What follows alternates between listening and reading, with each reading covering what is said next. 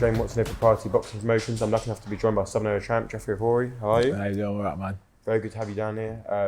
Obviously, big fight, 27th September. Yeah. Very worthy and tough opponent in Alfie Price as well. Yeah. Have you adjusted or changed anything in training camp for this fight at all? Not really. We're just training on more my strengths and just to make it a very difficult fight, you know, and push as much as I can and just produce a spectacular performance, you know.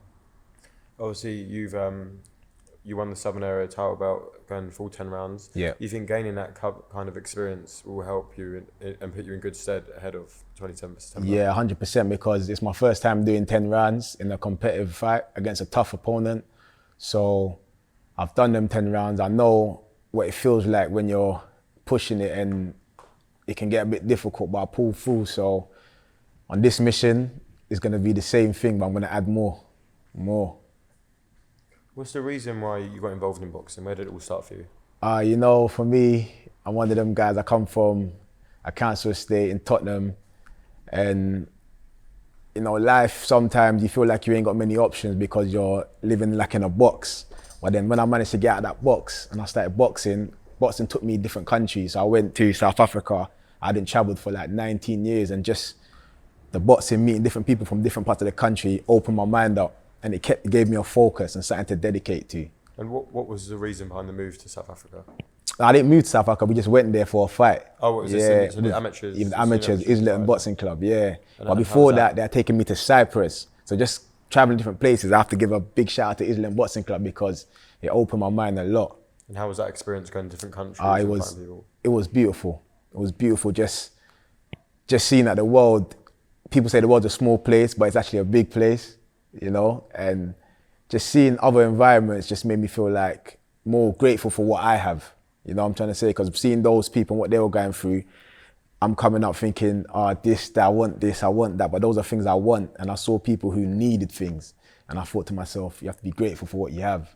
Yeah. Boxing comes under a lot of scrutiny, especially when there's like a bad tragedy happens in the ring, like a death or someone get badly injured. But there's a good argument that boxing saves more lives than what it takes away. Is that something you'd agree with? I definitely agree with that 100%. It saved me. Yeah. Yeah, man. And obviously other high-profile fighters like Anthony Joshua is a perfect example of how it turned him around as well.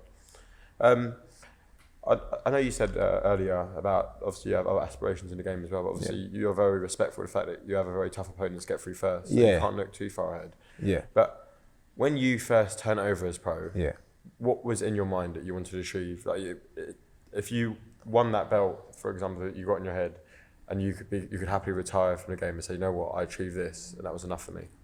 For me, it's just about legacy, you know. I've started by getting the Southern Area, that's the first step. I'm gonna keep pushing on and keep going as far as I'm gonna take myself. As long as I stay focused, I know I can keep going and my name will be remembered. Like when I'm researching boxing, I'm researching boxers like Roberto Duran, they're like 80 now, but you still see what they've done. I know they've done a lot of stuff. They didn't have a lot of amateur fights.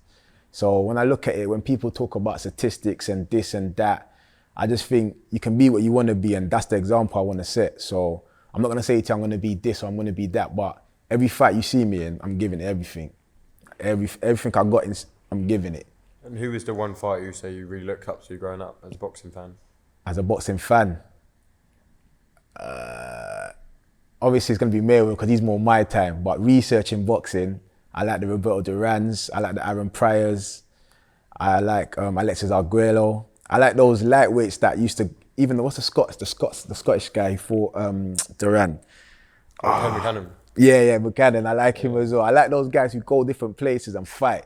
Yeah. But when I say fight, they give everything. They don't just dance around, and they give, like, you can see they're fighting for something, you know, and that's all I want to leave behind. Forget the titles and all of that. I want to leave the fact that when people say my name, they say, this guy can fight. And what boxer from the past or present would you compare yourself to the most? Compare myself. Oh, that's a good one. Compare myself. I don't like to compare myself, you know. I like to think I'm unique. Yeah. Okay, and we're going to end the interview there. We'd like to wish you the best of luck. Thank you, man. For the rest of training camp. I know you've got too much long left. Yeah. We'll catch up fight week anyway. All right, man. Then, and thank you very much. Thank you, man. Cheers.